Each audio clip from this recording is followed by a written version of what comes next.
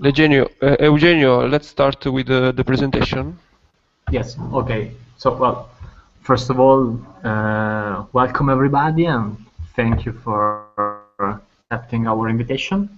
Today, Salvatore is going to moderate the first digital dialogue, and I'm here I'm a member of Parcel Zero, and one of the two collectives who's creating the editorial platform, Aformal Academy, or the editorial web platform, Aformal Academy. And I'm just here to introduce a little bit the project and the aim of this project, Aformal Academy. As we can read in our statement, the notion of learning, like our comprehension of cities, is undergoing a massive transition.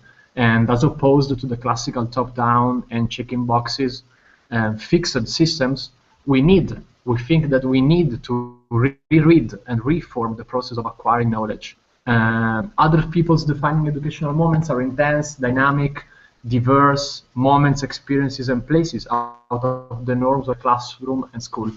And what is mainly Aformal Academy? Aformal Academy is a spatial and co-creational knowledge exchange where professors, that can be foreign and local students, or lecturers, local craftsmen, local researchers, exhibitors, and citizens, or as in this case, the three of you, can crash together in a free-flowing information exchange, creating a sort of process of multi-layered learning across disciplines, and this is for all. With the first digital dialogue, well, this first conversation is part of one of the different 4 chapters in which the Aformal Academy platform is divided in. And the first chapter is exactly the school and the city, and the school and the city is an archive and a cartography of theories and practices which can be historical and contemporary, mainly related to the urban pedagogy. And in this case, it's also it can be a conversation mixing and joining a different kind of experiences, creating and mixing an archipelago of experiences, producers of living and scattered knowledge. Well, I think that I can leave you I think that you, Salvatore, can present and introduce our 3 guests for this first digital dialogue, and then I'm going on to follow the conversation on the backstage. Thank you, Eugenio. Yeah. So today we will talk with 3 different pedagogical experiences with Esther from Escuela de Calor, Shiri from Antiuniversity, and Rachel from the Public School for Architecture, Brussels. These are 3 different projects and experiences, but I see in these 3 projects something similar, a common approach. That is the critical reflection on the city in its broadest and most complex sense. So, if you please can introduce yourself and your work, it could be better than an introduction. So let's start with Esther, from Escuela de Calor. Hello, do you hear me? Yes? Well,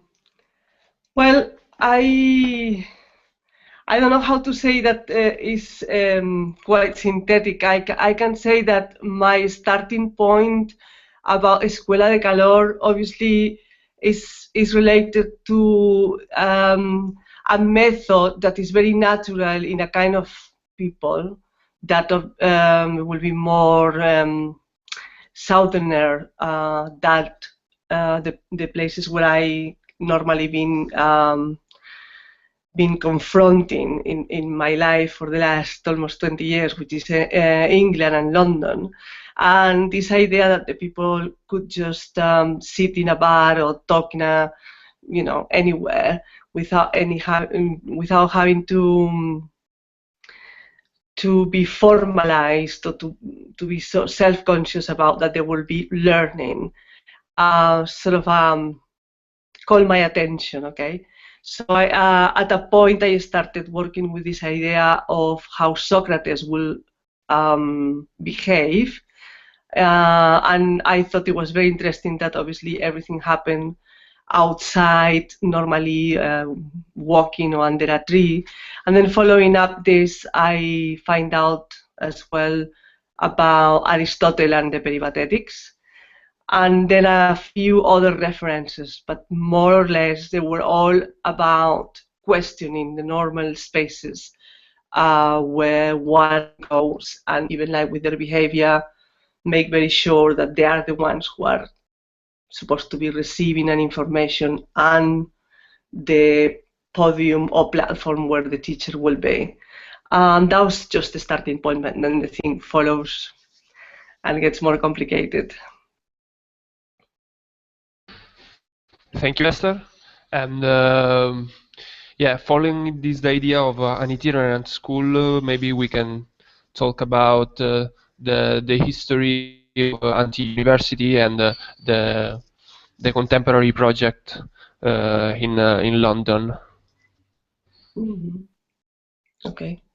Yeah. With me? No. I just introduced. Okay, thank Shiri. you. So should I mute myself now? Okay. Yeah. Hiya. I can introduce the Antiuniversity. I suppose the original Antiuniversity of 1968 was very different from what we're doing now. So originally it was an institution. It was a university that was housed in a building and had tuition fees and so on, and a list of lecturers and a list of courses. It was set up in opposition to universities that were run at the time, and it was part of the whole wider movement of 1968 and was following on from the Dialectics of Liberation conference the previous year. So in a sense, the structure was very similar to university. What we're doing is actually quite different, and maybe linking on to what Esther said, we are not an institution. We set up initially a festival. First it was a one-off event, and then a festival where we invited anybody to teach any subject in any format, anywhere. So there was no restriction, there was no curatorial overview. Even though the three of us, the three co-organizers, we come from museums and from curatorial practices, but we decided very clearly not to have any curatorial involvement. And the idea that anybody can teach, so taking the whole idea of teaching and learning outside of universities. And what Esther said about the informal places and how that kind of doesn't work, or that you felt that it didn't work in England, we were kind of trying to maybe suggest that as a place, or as sites for learning and teaching, and a lot of the events actually have taken place in pubs and bars and galleries and sort of outside and in parks and so on. Thank you, Shiri. And now, please, Rachel, if you can introduce the Public School for Architecture Brussels. Sure. The Public School for Architecture Brussels started in 2014. It's an alternative educational platform that is trying to explore what the role of education in architecture is and can be. It's also open to anyone. All of our classes are free. Anybody can propose a class and offer to teach a class. We're trying to sort of blur the boundary between teacher, student, expert, amateur, and really create a place where people can learn from each other, but also create kind of a platform for for discourse about architecture, the city, outside of the kind of typical institutions where that discourse typically takes place, and therefore kind of without the limitations that the institutions kind of place on architectural education. Yeah, I think that's the basics. Okay, thanks. So now I would like to introduce the first topic of the roundtable, that is accessibility and curriculum. You just talked about a school without no curriculum, without accreditation, and without formal requirements. But the first question is, why would the school have no curriculum? How can informal knowledge can be evaluated? So let's start with you, Rachel, that in your manifesto write the public school is a school with no curriculum, that is not accredited and does not give degrees, and it has no affiliation with the public school system. Sure. It's something that we get asked a lot. I think there's definitely, for us, the way we think about it is that there are sort of places for that. There's sort of multiple places for multiple kinds of education. And the public school platform is exploring kind of alternatives to the kind of traditional system of education. So I don't think it's saying that there isn't a place for traditional education, but also they're trying to create a place for potential alternatives. By not having a fixed curriculum, we allow the kind of users to generate the curriculum over time. It allows the school to sort of constitute itself and reconstitute itself and continuously redefine what it is and what it wants to be through the kind of activity and participation of the community of users, which is quite important. Also, I think the kind of education that we're trying to talk about is more of an autodidactic education than what is sort of seen in the typical institutional university environment. So I think we're not trying to be a university, and we're not trying to replace the university. We're trying to create a kind of place for something else to exist outside of the traditional university. I don't know if that sort of answers your question. And maybe Esther, you want to add something?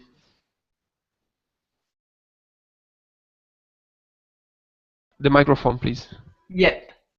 Yes, I actually was writing a few ideas, maybe not so much related onto what I can do, because at the moment the thing is that my work is really small. My work is obviously starts like it's just like me as an artist doing, you know, my gesture, and then it comes from a lot of preoccupation, of course, and it answers or sort of reacts to context.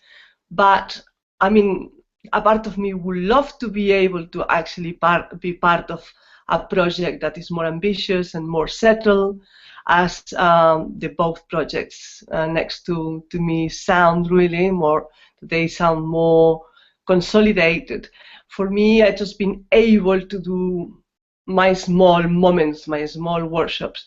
In any case, one of the things that constantly, you know, bother me is precisely this. No, it's precisely how there's a sort of issues and themes and elements that they're more or less sanctioned by the sort of like this sort of art multitude. You know, like the sort of like the there's a word that, I don't know if you know this guy called Pascal Guélin, that he published quite interesting books. That he's from, I think he's from Brussels, or from near Brussels, Antwerp. Or, it's about the multitude, oh my God, I don't remember now. Well, it's about the multitude of how at the moment the art context is like a whole of people talking about all the time, worried all the time. And I was just wondering about this idea of global community, and how things get viral via Facebook, Instagram, you know, or communicated, so, you know, by a Tumblr, blogger, etc. And how, for example, the efforts, and here I will be talking about the Artisan Space, the collective I'm involved with, and how some of the tactics that, not in my work, but for example, some other member has been having his own kind of non-school where free and empty slots are filled by, again, non-curatorial or sort of like selection methods, etc. And what I'm always worried is that they all end up co-opted. Like these structures, these systems end up co-opted, and then the other school that we are trying to make somehow becomes blurred by the multiple other schools that the institutions start to come with. Now, what I can see and what I can perceive is that people in general, and that makes me think about the success of a sort of so-called counter-revolution, is that are definitely looking for a diploma, something that has a signifier. So I think it's interesting the moment now, because some of us and some probably, you know, maybe younger people are starting to question that, which is great. But it seems that there's all the time this kind of like think about belong into a university that gives you the syllabus or the codes that then you will be, you know, able to come out and be able to say minimal things, meaning, sorry, no meaningless, meaningful things, sorry, my dyslexia. So I was just, I just been thinking about this because, for example, works like the Paulo Freire, for example, or the Ivan Illich about de-schooling, de-skilling, the Paulo Freire methodology for the Escuela del Oppressed, of the Oppressed, has very specific emancipatory notions that they know precisely what and how and what they want to dismantle. Okay, so I'm all the time at the moment worrying about this thing, because it seems that we put out, we artists or certain kind of curators put out some proposals, but this immediately gets kind of like back into the institution. And I really like this idea of self-instituting, so that actually I'm very happy to hear the project of the public school in Brussels is about architecture, but nevertheless, that is an attempt to self-institute into something other than what it is normally. Yeah, thank you. And I think that what you said is strictly related to the aims of Antiuniversity that criticized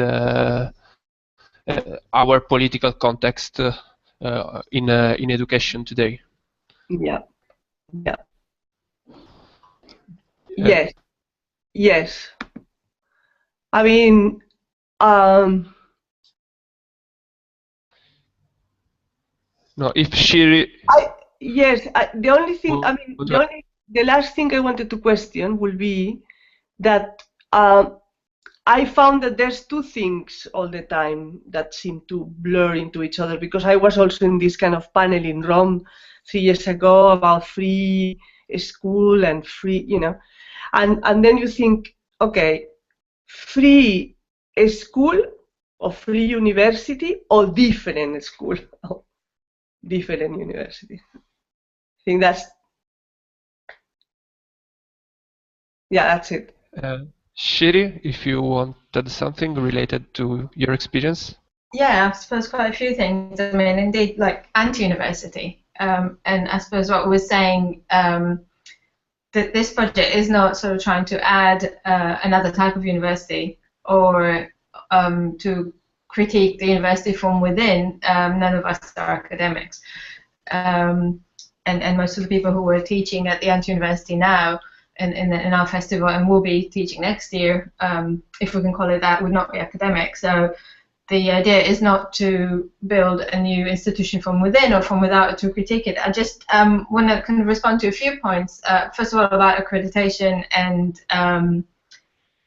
sort of assessments and certificates and so on. I suppose, I mean, we had absolutely no interest in that because part of the idea, or a key part of the idea, was to remove all hierarchy. So if there is no hierarchy, there is nobody to assess and give credits and diplomas and so on. And another part of it is kind of looking at the value of those in the current system. And that's where that links to what you said, where the project becomes political. The idea is, or some of us want to maybe look at it this way, that universities now are kind of becoming politically useless if they are just continue to reproduce the same systems and the same kind of knowledge. What the Antiuniversity of '68 was trying to say was that the types of knowledge were becoming irrelevant, and they were proposing new types of ideas and knowledge. But since that, what was called counterculture has been completely subsumed by culture. So those ideas of post-colonial studies and so on, feminist literature, all these things are now taught in universities. They're no longer counterculture. And they were kind of been hollowed out if they are taught in institutions where it costs $9 grand a year to study, and the only people who can actually take those courses are people who are already wealthy and privileged. So that's kind of about accreditation and assessments and sort of who is going to universities. Another thing is that what we're doing is not an art project, and we have been asked about it. And curiously, I was talking to Artists Union England just a few days ago, which is an organisation that we're kind of trying to collaborate with, who are also asked if what they're doing is an art project. This is not art, this is actually politics. And we are trying to be really clear about that. We are, at the moment, considering next year's project, kind of a continuation of the Antiuniversity, and seeing that it would fall on May Day, on 1st May, International Day of Workers. We are actually considering to call a mass walkout. I mean, to say people walk out of university, they have been, hollowed out of what they're meant to be. Okay. Maybe I can respond about a couple of things. Yeah, for sure. Which is, I think that the public school is sort of similar in certain ways and different in other ways, in that like, I wouldn't say, we also don't consider ourselves sort of a traditional school, but and we're definitely not an art project, but I also think that we're also not sort of trying to represent some kind of political opposition. I think sort of, and we are questioning the notion of disciplinarity, because the public school for architecture is part of a larger network of public schools, and we're the only one that includes architecture or any kind of discipline specifically within the name of the school. And the reason we do that is, I think that kind of traditionally disciplines in universities are places where within each discipline in the university, knowledge tends to be sort of consolidated and condensed and to an extent turned into like a single dominant narrative. So really it becomes about sort of an understanding based on consensus. And we want to look at the discipline of architecture in a new way and kind of make the school a place of contestation where what architecture is constantly in question itself. So not sort of ignoring the idea of discipline, but bringing that very specifically to the kind of forefront of what we're doing and bringing that into question. But without the kind of, we're political in the sense that we're sort of not trying to create that consensus or one kind of unified idea or one narrative, but rather approaching discipline through an idea of contestation. So in some ways, I think we don't see ourselves as oppositional, but the kind of way in which we operate is resistive to a certain extent.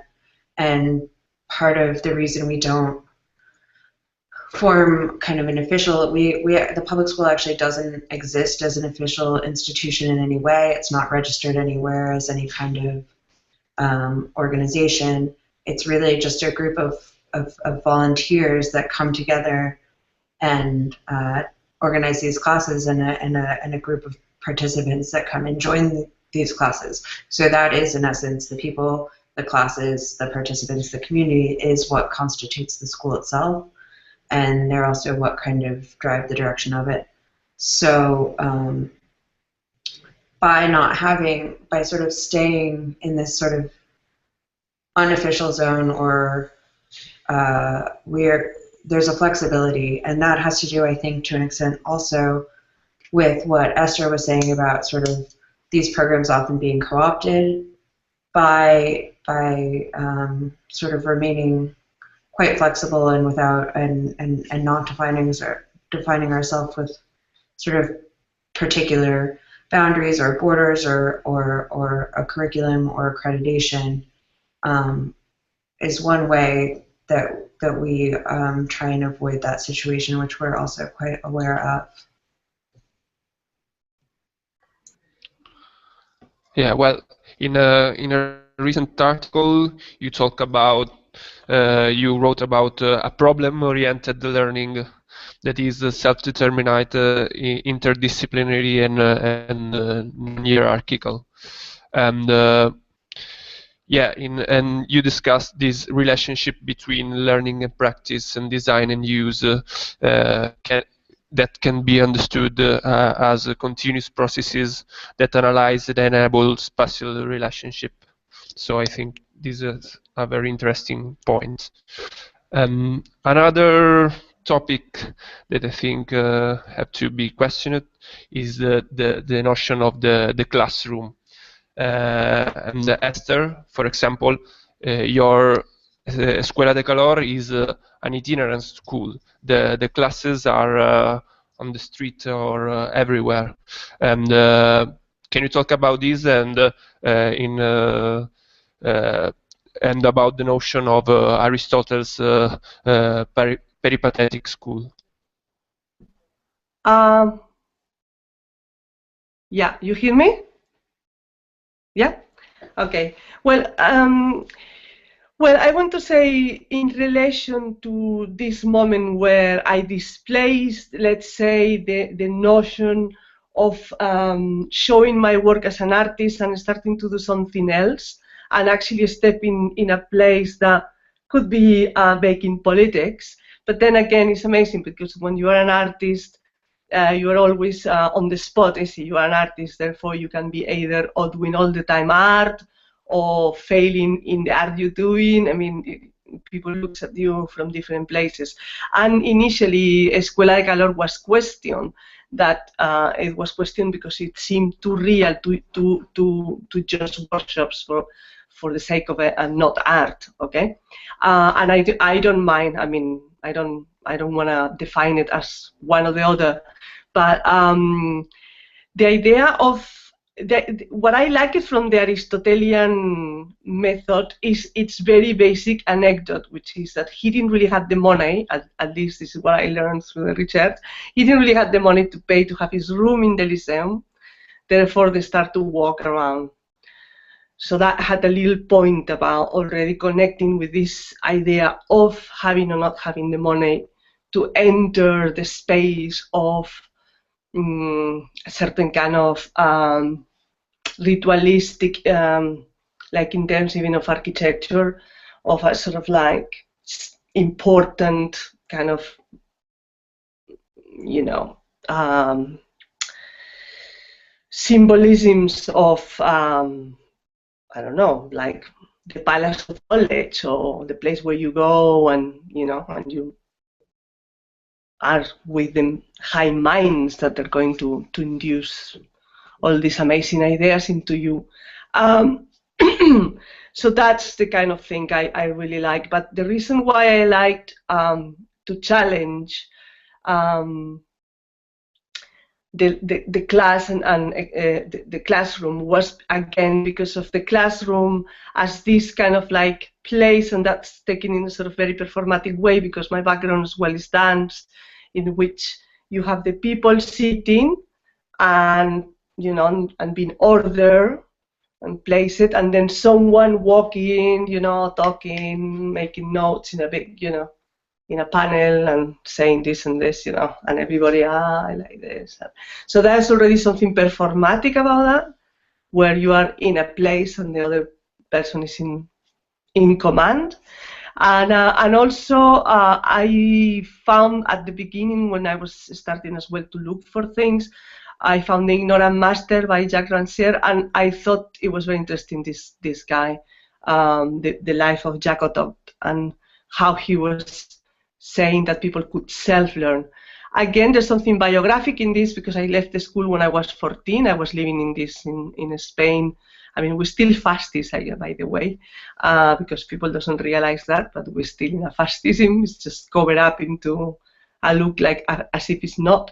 But the schools where I was were very fascistic and very horrible, and I left the school at 14.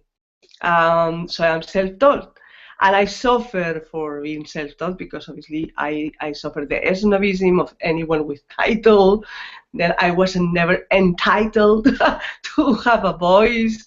And so there's many reasons for which to push the Socratic or the peripatetic, or just the people talking to each other to resolve questions. But it's true that one of the things that as well I say when I do my small workshop or anti-workshop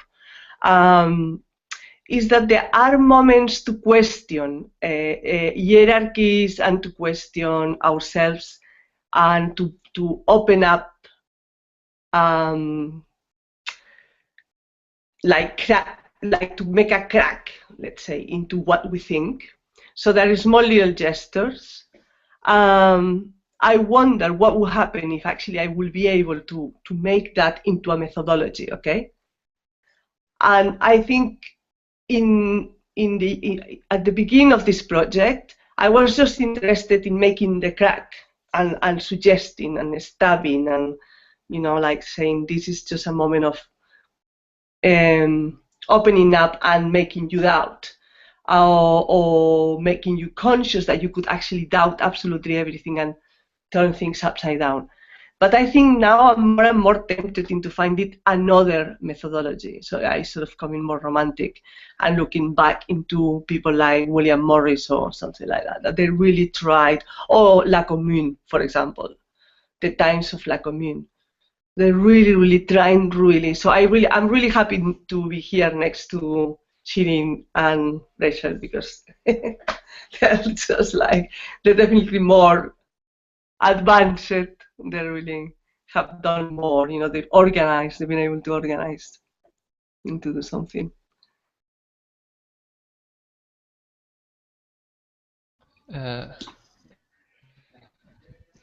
So, can I respond to that? The issue of the classroom.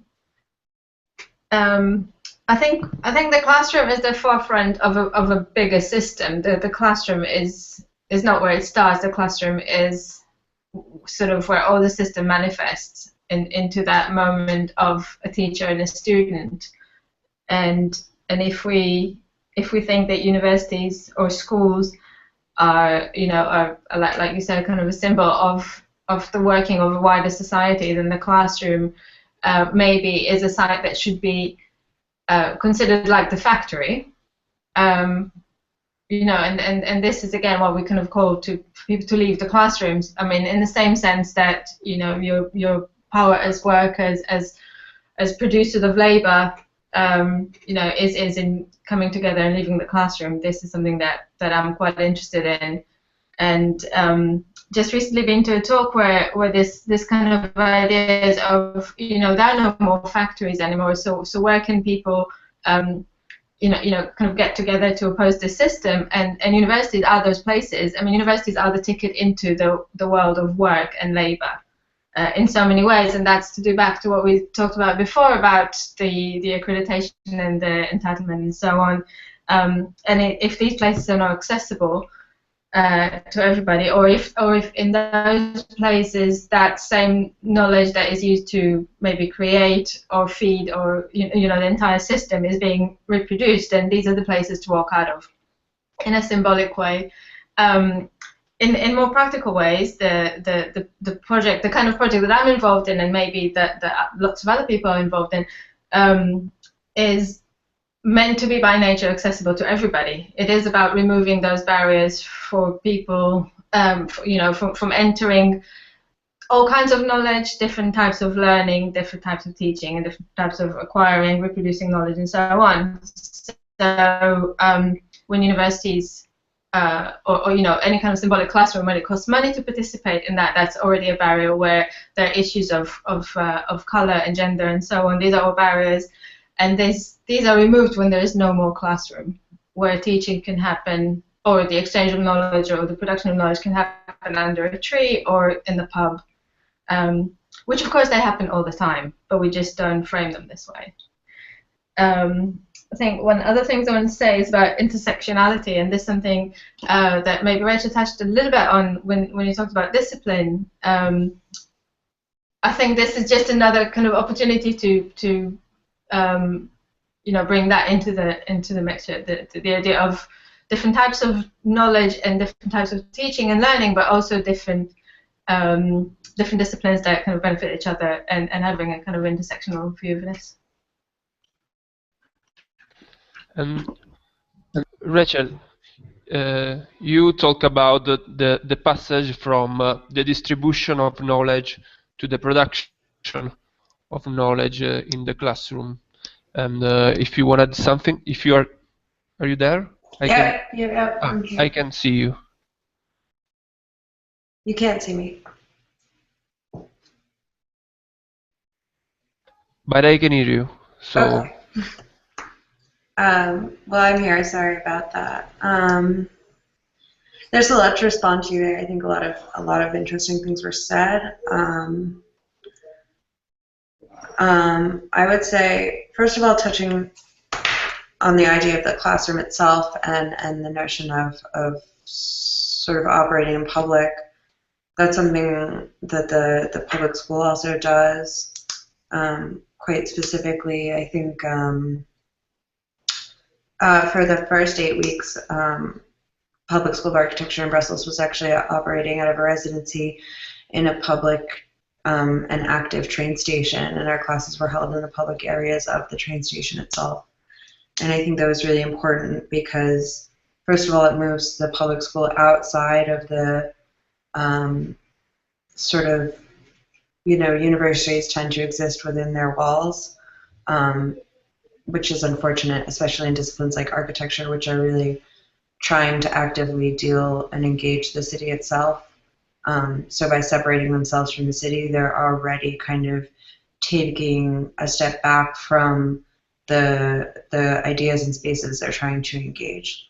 By placing the school in the city itself, it allows the city to inform the school and the curriculum and the activities and even the sort of moment, or the individual classes themselves. So that kind of barrier, or breaking down that barrier, kind of puts those things always already sort of in contact with each other, possibly in conflict, and makes people sort of makes the school itself negotiate the actual boundaries of the city. So our classes take place in a lot of places. We don't have a space ourselves, so some of our classes take place in the city itself. Now that we're not in the train station, other times they take place at other the spaces of other groups and organizations that let us use our spaces, which, you know, calls into question what's needed for a classroom, and that generally tends to be pretty minimal and kind of functioning with the bare minimum it takes to kind of define a classroom. I think helps us in our kind of staying informal. In terms of being open to everyone, which Shiri spoke about, I think we see that a bit differently in that our classes are free and they're open to everyone. They're definitely open to architects and non-architects alike, and I would say the majority of people who come to our classes are not architects. And that's something that we like a lot, because it is about a kind of sharing of knowledge and opening up of the discipline, allowing a group of people who don't usually have access to this kind of discourse to join a conversation and potentially add to it and learn from it, and that exchange is quite important. The idea that these kinds of programs are actually open to everybody I find a bit perhaps tenuous, because I think already, even to kind of be aware or know of or choose to participate in these kinds of programs, already you have access generally to, and not necessarily, but the vast majority of people participating in these programs have access to a certain amount of privilege, and so I think that's something we try and be quite aware of. I think also our classes are open to everybody and open to the general public, but rather than kind of thinking of the public as a general public, we try and talk about publics and forming specific publics that are forming around different ideas, interests, and forms of engagement. So while it's accessible to everybody, that doesn't necessarily mean it's for everybody. It's not that everybody's going to be interested and everybody is going to want to come to this. It's like already a specific, we're kind of trying to acknowledge it's already that within the general public we can kind of try and form specific publics around our school, and then really create communities that can engage in dialogue. So finding people who are interested, I mean, participation in the end is what defines the school, and so creating a kind of level of engagement and participation, and people coming to multiple classes and really engaging with each other, people coming to classes, then proposing classes, then teaching classes, going to other people's classes, and this sort of continuity. It's something that doesn't always happen, but it's something that I think we try and create. And so also the idea that the public school is a completely open framework is also something that it's an open framework to the extent that the people choosing to participate are able to shape it. But also I don't think we're trying to say that we don't have objectives in what we're doing, that we don't have, I don't think we have an agenda necessarily, but I think that we have ideas that we want to engage, and we have a kind of intention about creating a certain dialogue around architecture, and anybody who wants to participate in that is definitely welcome, of course, but I think that it's not necessarily about being able to do anything there. Anything can happen, but not everything does happen, is I guess how we look at it. Yeah, I think that the most important is not to share only to share knowledge, but to share the responsibility of teaching and learning together. So, for example, now I read from the Antiuniversity manifesto. You said that you anticipated about 10 London workshops and ended with more than 60 self-organized events, not only in London but in the whole country. And ranging from black power to urban mining, do-it-yourself feminist practices, cultural theory to sound art. In the 60s, some of these events were untitled, and my favorite one was the principle of uselessness unassembly. So I think that the important thing of all these courses is not maybe the discipline, but the hierarchies between institution and student, between teacher and the student. So I think that the next topic is hierarchies. How to create a contemporary no-hierarchical structure? Can it be horizontal? Of we need a hierarchy. We need organizational structures. So Shiri, maybe you can. Yeah.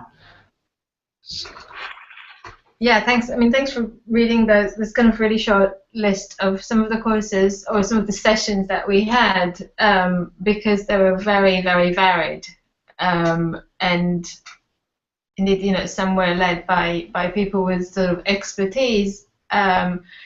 Maybe some were academic or had some level of knowledge that they could share, but some of the sessions were completely participatory.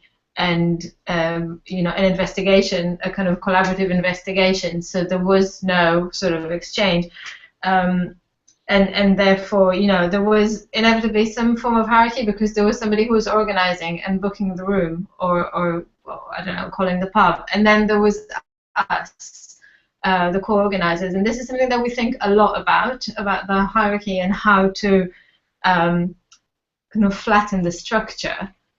We don't want to be in a position of telling people what to teach or where to teach or how to do it, and we were very, very mindful. When we said we thought there would be 6 events, it's because we honestly did not know. We just put a call out there, and we assumed our responsibility was to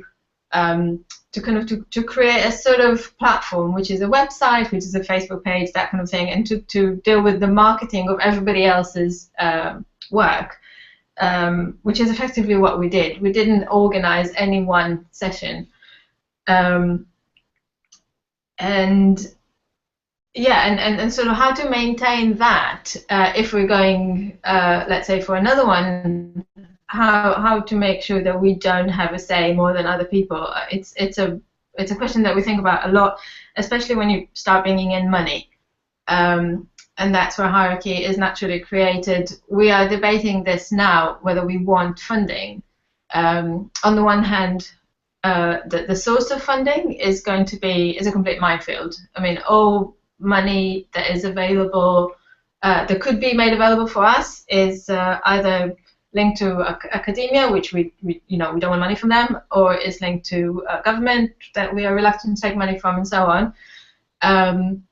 And also the fact that it will create a very clear hierarchy. I mean, somebody will be paid, and that sort of worries us. And the one way that we thought we could deal with is to actually open this question up to the people that we're working with, to kind of ask them what they want, and how people could participate in other ways than sort of, organizing one session and us marketing it for them. We don't know the answer to this, but this is also okay. Esther? Yes. Well, basically, this mention about funding as well is amazing, because at least in the artist cooperative I'm involved, this is the main question. We just pay a little bit every month, but then we don't get any funding, and we don't like to get funding, but then we are poor, and then everybody has to work, and then everybody ends up working. I mean, most of everybody actually of the members are in academy. They are teaching in masters in St. Martin's or Winchester. So it's funny, because it's a paradox in this sense as well. I mean, even with us, we talk about how our place is called 5 years, and we're talking about how already how 5 years works, and it's been a structure, is a kind of otherness, and a kind of like as well alternative school in a way, because a lot of education or anti-education are been going on there. But for example, in terms again of hierarchy, I'm thinking about the about this sort of like signifier about who is involved, like who is, for me, for example, it's really interesting. I live in London for years, but I never feel quite integrated, and that's also why probably when I started with School of Calidity, I was desperate to claim, this thing. I always feel a little bit that I am too different, and it's been always very complex for me to keep the contacts of the people I've been meeting, etc. I feel that everybody's really like looking about not wasting time, and everybody's got this kind of like agenda, and this to me is a social reality. Of course, again, there's a new kind of people. I mean, later today I'm actually in Barcelona going to talk about the Invisible Committee to our friends, and I will be talking about that, the new effect, the new people I've been meeting, okay, and that are interested themselves to be selfless, and they really want to do things. And for me, clearly, like my kind of work is a kind of militancy, because for deciding to do the work I done and to take it in this direction, I pay a price, and the price is that I'm getting even less, I don't receive back in terms of capital, in terms of how to survive, and it's very complex. In terms of hierarchy, again, like I'm coming from dance, from improvisation, from people who once break the whole order of the teacher, choreographer, and the follow-up into this idea. I really like to apply these notions of improvisation and finding your own voice and self-educating one to each other through conversation, allowing people to feel secure of what they're saying. I witness a lot these things where someone goes, starts to give a seminar, and everybody shut up, doesn't open their mouth, feel really scared, etc., etc. So this again touches the notion of methodology into what or how things are transmitted. So you will have methodology as placement or context. You could say, okay, we're not meeting up anymore in a classroom, and then we go to the bar or to the train station, or we walk, but also the methodology into how we relate once we are together with the people who are interested in what we have to say, and how we moderate that interaction. Because for more than we pretend we are equal, if we are the initiators, let's say, if I am saying, okay, when I'm giving my Escuela de Calor thing, people come, so even though I have to more or less be guided softly, but there's the division. I mean, even one tries to erase it and to make it as if it doesn't, but obviously. Instead, continuing talking about democratic structures or democratic processes, I would like you, Rachel, to talk about the process, the digital process of the public school for architecture Brussels. That, in my humble opinion, is the most interesting part of your learning experience.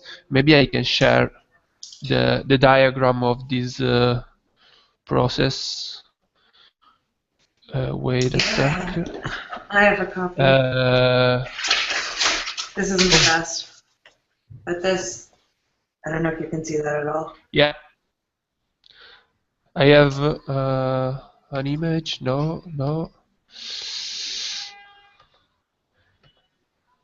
Oh, there it Here is. it is. I will say this, that diagram was made quite a while ago, and it is certainly the idealized version of how the public school should work. You know, the idea is that anybody can go onto the website and propose a class. That's the sort of first box. And there's a committee that moderates those proposals by really kind of throwing out what are not making sense at all for the school or spam. So there is moderation that is happening at the basic level, but anything that, I think that moderation is at a very low level. So those classes would then be posted to the website. People have the opportunity to sign up or comment or demonstrate their interest, add to the ideas. There's a kind of then again committee review, and some proposals are rejected, some not. Then there's the kind of committee that puts together the logistics, the class is offered, people come to the class, and that's the idea how it works. In reality, this is frequently not how it works. I like your question sort of about hierarchies, and that you asked about sort of multiple hierarchies at work, and kind of in that diagram, I think it does speak to the idea that there are always hierarchies at work, and I think we're fairly upfront about that. And then those kind of moments in the diagram that show sort of editing that happens, where something is rejected, where the committee reviews things. You know, I don't think we're not a passive committee. As a committee, it's quite interesting how things even work on our committee. I should say this, and I should have said this to start out. I'm one member of a large committee, and I speak for myself, really, when I speak about the public school. This is my version of what the public school is, and I think all of us as committee members have our own idea of what the public school is, and the way that we definitely do not agree with each other about that, and we are not coming to kind of one idea of what the school is. So the way that that plays out, and the way that we're able to operate, even though we don't necessarily agree about what the school is that it's kind of through our participation. So, for example, like some of us feel that any class proposed by the public should be offered, whereas some of us feel some kinds of classes are not relevant. And the way that plays out is that, you know, if you're a committee member who's really interested in certain things, then you organize classes around those things. But if you are feeling really strongly that every class that's proposed should be offered, then you can go ahead and organize the classes that nobody else is organizing. So kind of through our participation, we are able to kind of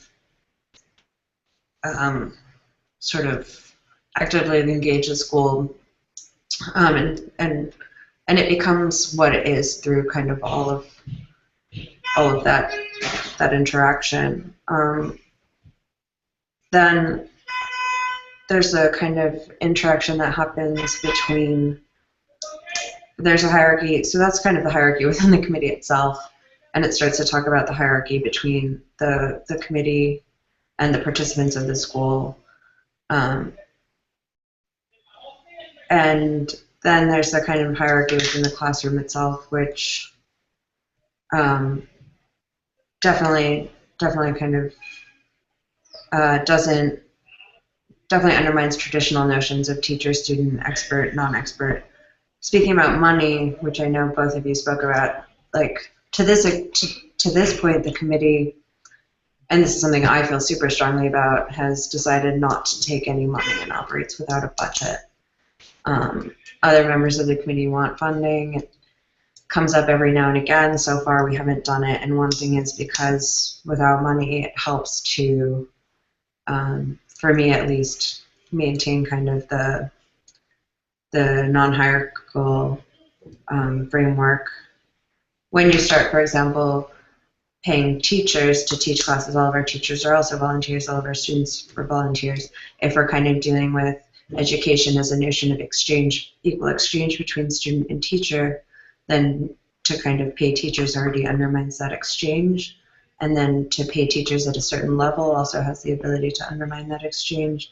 Like if somebody, we've had, for example, a flight attendant teach a class about eco-housing techniques. And this is just an interest of his. And so do you pay him as much as the kind of expert who's written a book on the vertical urban factory who's kind of giving a talk on that? And some people who I think, there are even people who would be kind of intimidated by the notion of being paid to teach a class and wouldn't teach a class if they didn't feel that they were an expert, if they were going to get paid to teach that. So we've kind of eliminated those questions through operating without any money. But I think one thing, you know, the public school is always trying to reach the kind of ideal of that diagram, and it's a process, it's an evolving process. Our website is less functional than we would like it to be at the moment, which is a big part of it. So it's something we're working on. We have a big public meeting tonight about what the future of the public school will be. If you're in Brussels, you should come. Thank you, Rachel. Now I have the last question, an open question, the classical $1,000,000 question, and it is the topic is the institution. So I'll read two excerpts from two articles, one of DPR Barcelona, Ethel Barona Paul and Cesar Reyes, and one of Silvia Franceschini, an independent curator. The first is that we need a real shift in the means and procedures to grant an open access to the production and exchange of knowledge, disassembling bureaucratic structure and elite position using public and private funds to secure the provision of knowledge nodes reachable for anybody willing to learn and teach, disgregating their provenience and income. And Silvia Franceschini said that the apparently supranational world of art is now hosting several initiatives that find shelter and an operational field in the walls of exhibition spaces. So she asked, can the art institution can be considered the new spaces of learning, the space where it is possible to enact this autonomous zone for learning? And so what we have to do with art institution or learning institution, it is possible to think a new and less bureaucratic educational structures, something in between the classical institution and complete autonomy.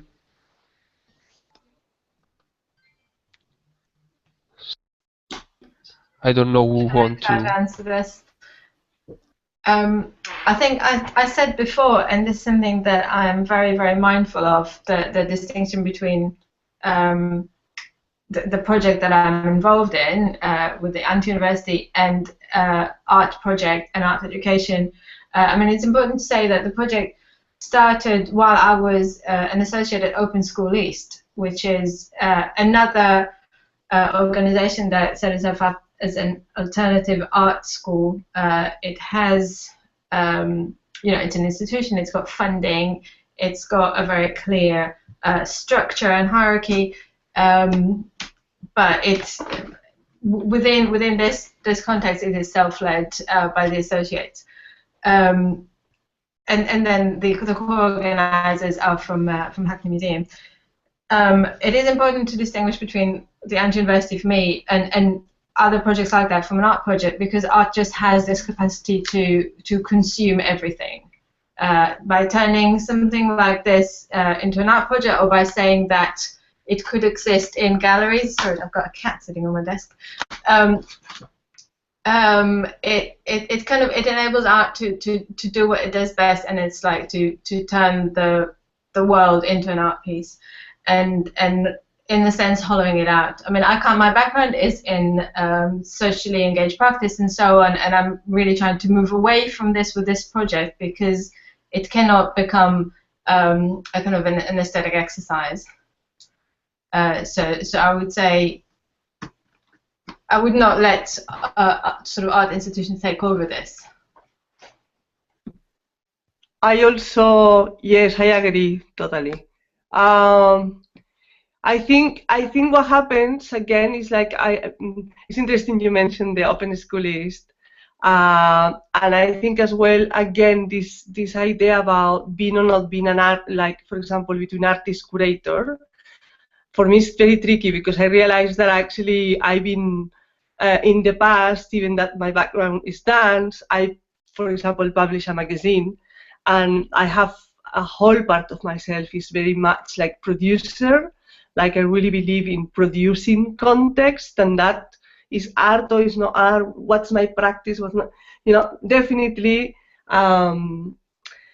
I think there's something that can happen to an artist, and this idea of disappearing, or that the artist, once their practice disappear, or not to say the aesthetic, but to me, for example, it connects more with problematics that had touched the people, like, I don't know, some people that maybe, I don't know, I was very influenced in the 70s, and it's this idea of disappearing.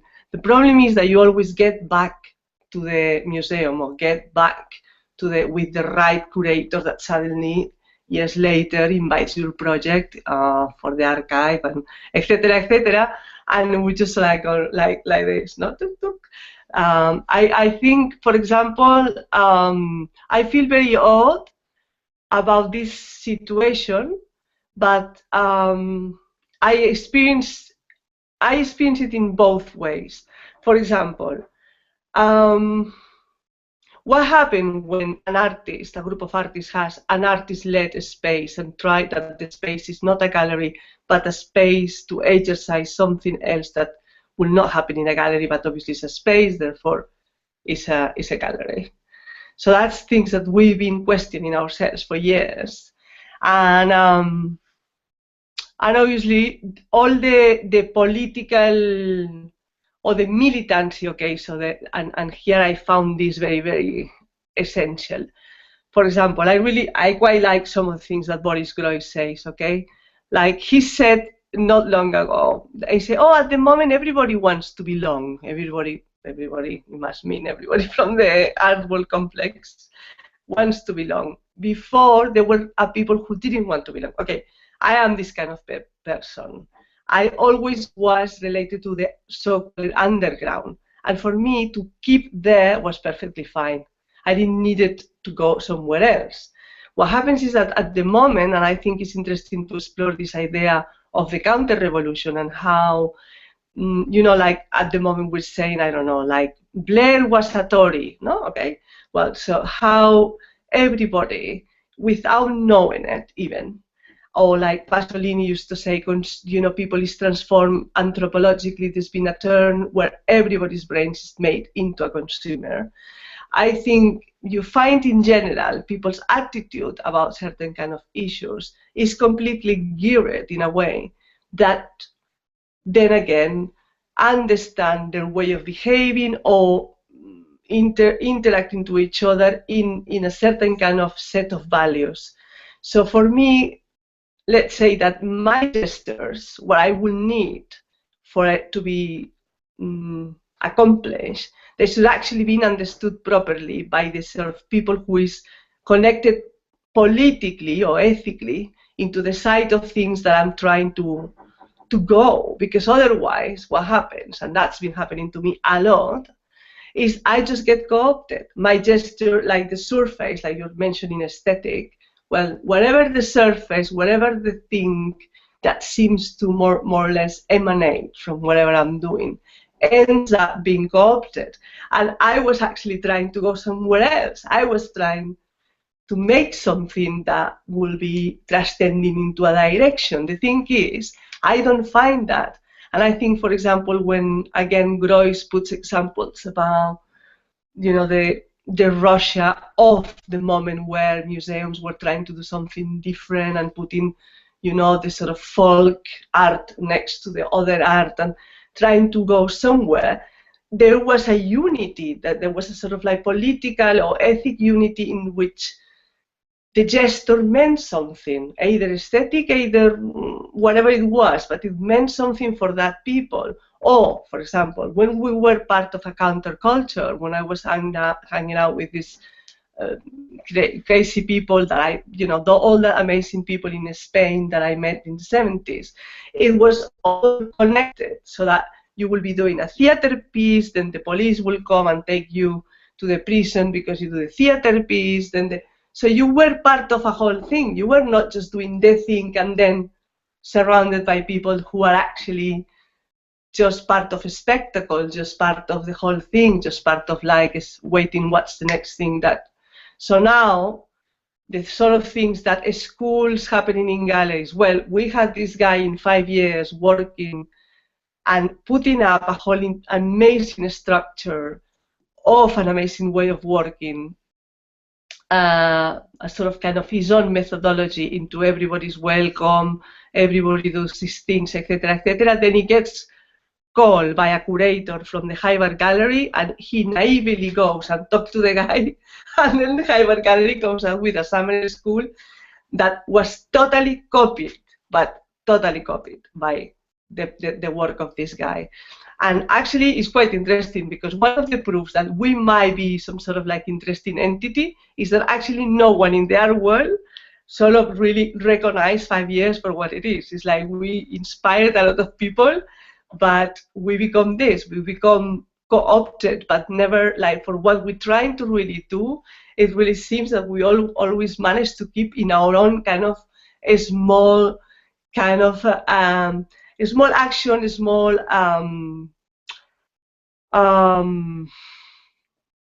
radio, which I think is also interesting, because I think as well, and I've been thinking a lot about that, about medieval times and about how dissidences, sometimes they just start very, very small, and you know, we have to just give time to things. So for example, we might be small, you know, I might get just few people coming to my things, but that doesn't mean it doesn't happen. That doesn't mean, you know, for example, you took notice, now I'm here talking with, so the message keeps, you know, the thing keeps there, the conversation keeps there, the action, you know. I wish I could make it bigger, but you know, in my case, definitely is quite small. But yeah, the problem with the art, the problem with the art world is this, like it's like you belong or you don't belong. It's the same with architecture. I don't know if you just heard about the polemics about someone really being really pissed off about assembly getting the Turner Prize and saying that now assembly is being used by the neoliberal agenda and the conservative. And I was thinking, that's interesting. Now we got the conservative neoliberal, and we've been neoliberal since the end of the 70s, but it doesn't matter. You know, it's just like whatever. Rachel? I think in terms of the question of art and art institutions, it's not sort of my field, and so I can't speak to that too much, but in terms of institutions in general, and the relationship of the public school to the existing architectural institutions, I would say it's not a simple sort of one-to-one relationship. I would say, and this is obviously again sort of my personal position or where I come at it from, I think there are obvious problems within the existing institutional structures. I would say that that's something that the public school deals with, not directly, but more indirectly. So I don't think it's a direct response to that, but indirectly through the way we operate. We do sort of offer a place, certainly for a conversation about institutional structures to take place, and it does take place within the public school. On the other hand, the public school is an alternative educational framework, not a kind of replacement educational framework. So the public school for architecture doesn't have the ability to offer sort of what the existing educational institutions in architecture offer. And some of that is absolutely necessary. And I think quite often in these conversations about institutions, it very quickly becomes entirely critical and negative. And I think sort of we can criticize the structures, we can criticize the hierarchies, we can criticize the kind of way in which they're organized, the neoliberalization, access, all of these things are absolutely fair critiques. I think one thing that gets left out of the conversation too often is that many of the people involved in institutions are great. A lot of production that happens in universities is also quite positive. So I don't think we've sort of come up with an alternative that can sort of have the ability to continue to kind of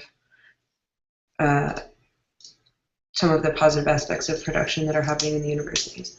I think that the public school is, so I would say that, at least for me, it's not kind of an anti-university or anti-institutional framework, but rather a framework where the question of institution come into play, and also institutions have the ability to question themselves. We have a lot of participation from existing institutions within the school, not only through individual teachers or students. A lot of our students are students in the schools. A lot of our teachers are students in the schools. A lot of our teachers are teachers in the schools. A lot of our students are teachers in the schools. And we've even had classes.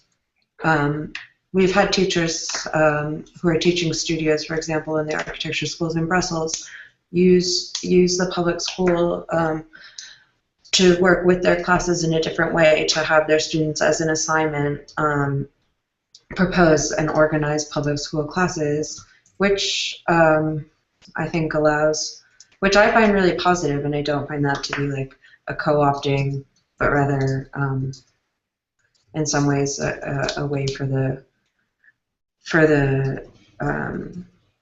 not only for us to question the role of existing institutions, but possibly also to provide a platform for existing institutions to question themselves.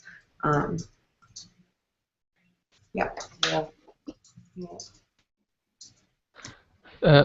Someone want to add something? Yeah, I actually.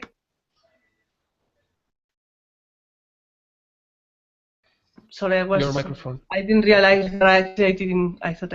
Yes, I think. I mean that's the thing about the Ethel, the DPR method. I really like it because it's a little bit like this killing, isn't it? It's a bit like transforming things that are already part of the system and making them into something else, or disassemble them to reassemble them, and I think maybe that public school sounds a little bit like that, like it uses things that are already part of the system, then it's sort of like deturns the thing, but it's in the system and not necessarily anti the system, no? And probably it's because, again, it's another context. I mean, architecture is another context. I mean, the thing with people coming from the art context, well, I mean, Shiri, now I'm very interested in, now I will study you, or I will go and study the whole thing. I knew about the Antiuniversity, about the film, because in my research I had it. I really like it. But what I mean is that, again, if you're coming from the art world, I mean, I think as far, for example, in my case, as far as I can go is as to say, I'm sick of being an artist. I'm not an artist. I don't want to be called an artist. I'm not interested anymore. It's my only way to say basta. But obviously, where I'm coming from, I cannot completely deny that. And I can work into what I know, or more or less, even if it's just to say, just go and do something else. But in the case of something like architecture, I think that's it's a positive thing. And I think it's a positive thing to have a program, whatever it is, if it's the anti-program about, the Antiuniversity, for the case of the Antiuniversity. I think also, again, the Antiuniversity is relevant because it's inventive or creative in facilitating alternative terms of structuring how things can be transmitted. And it's, I don't know if you know the public school as public school / ARG. It's been, ARG?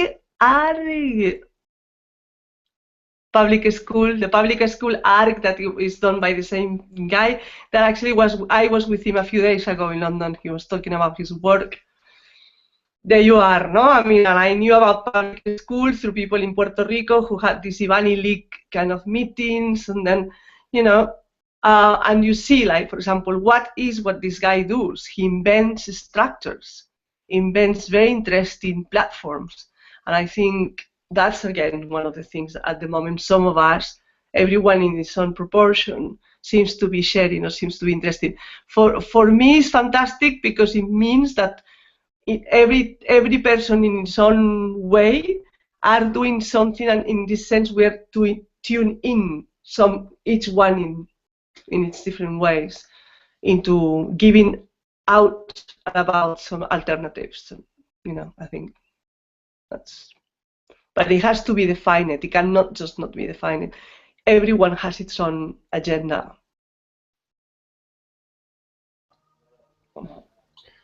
Well, if I can just really quickly respond to this, and to also to what Rachel said, I think maybe the difference between the project that we're doing and again I can speak on my own behalf, is that we are, first of all, we're not dealing with any particular discipline, and that's already a very different kind of viewpoint, but also we are not necessarily an educational project. So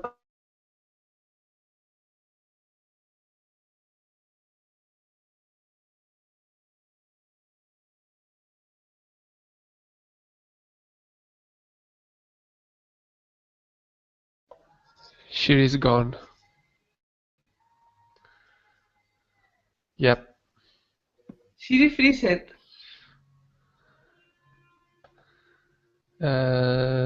Close, disappear. Is here? Can you hear her? No. Me neither. So, I don't know, maybe we can wait a minute. I wanted to ask what's her cat's name, but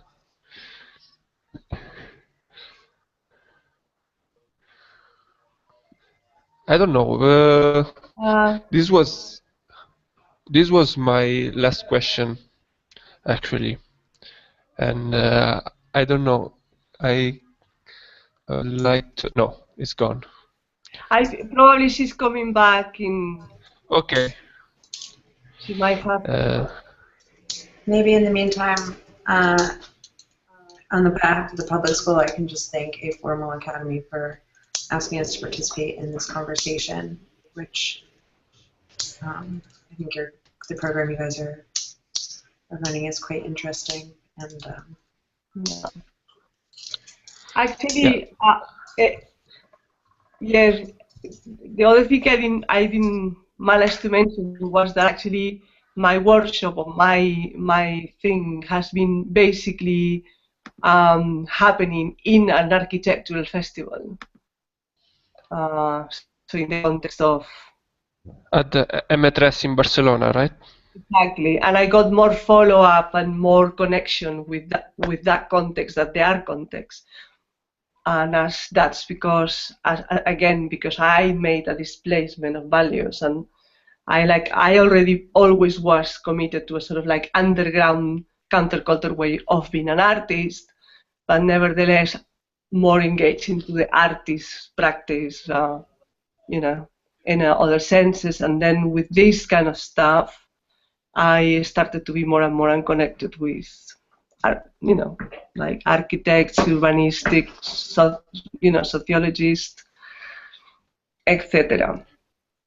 Yeah, we do as ERC when you talk about interdisciplinarity. Maybe we must say that we don't care about discipline at all. When we talk about politics, we talk about sociology, urbanism, art, but we focus on issues, not on disciplines. Yeah. So, for example, now we are studying alternative forms of education. So we started to read the book of pedagogists, but it doesn't matter.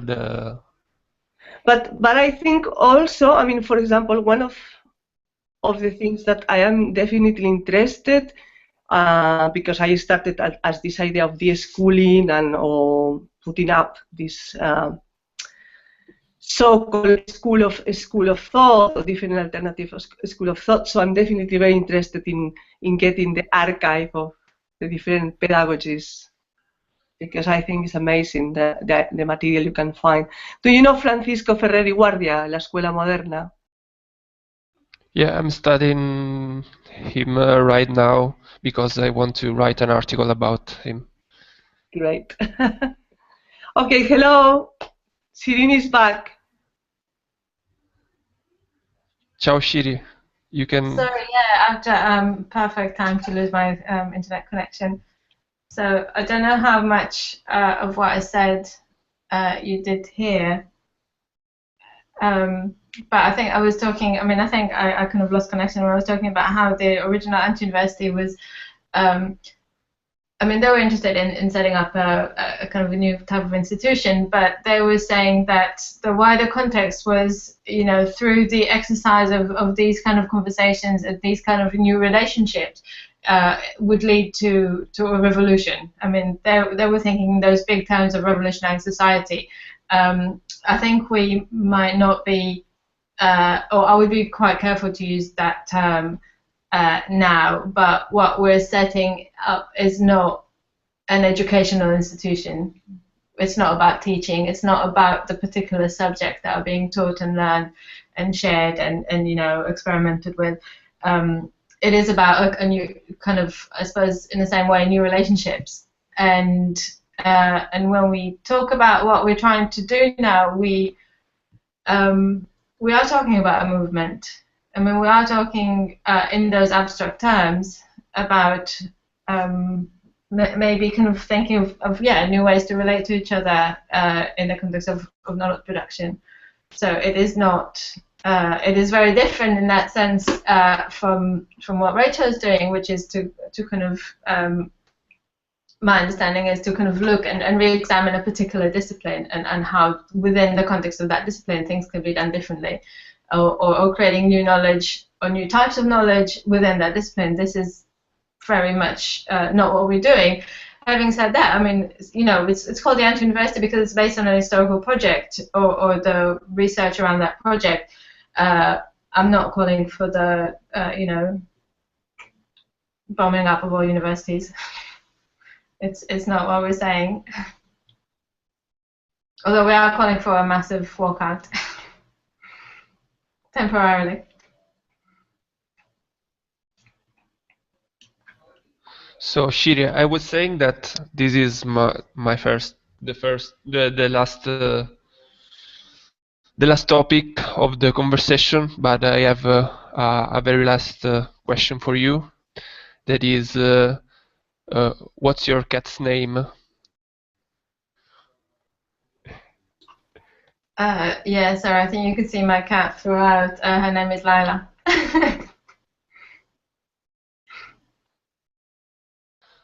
Okay, so I've ended my questions, and I want you to thanks for your knowledge, for exchanging your knowledge, for sharing your knowledge with us, and for your time and for what you're doing, and looking forward to further collaborations.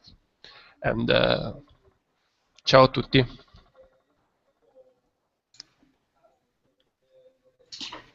Thank you. Bye bye. Thank you also. Bye.